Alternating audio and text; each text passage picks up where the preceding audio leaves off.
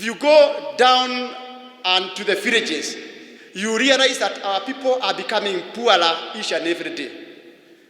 COVID is here with us. Already there is hunger in this country. If you look at all the radios, television, every one day we are talking of issues to do with mental health. Suicide rates are very high. Alcoholism. You get our people are jobless. And all what we are asking, if really this government is serious, why don't you divert those funds that you intended to use for the referendum to sort out those issues that are affecting the common man? Because you are already ready to spend 14 billion. This 14 billion could have been spent and still we could have held another election. So what you're asking the government, why don't we look for those areas that can really benefit our young people?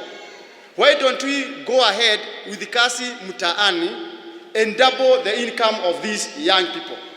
Today we are talking of the elderly in this country who are really suffering.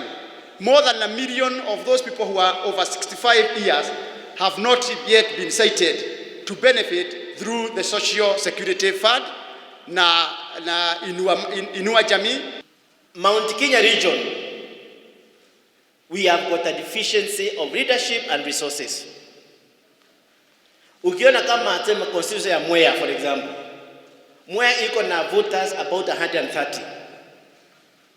Ukienda Turkana County, na hiyo ni county mzima, iko the same number of voters. So the people in Turkana County are the same as the people in Mwea. When it comes to devolution, watu wa Mwea, watu wa Kirinyaga yote tunapatiwa 4 billion.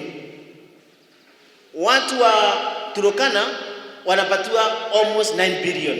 The same number as the people of Mwea. Ndio daktari tunasema wakati taingia kwa serikali, sisi tutapigania maneno.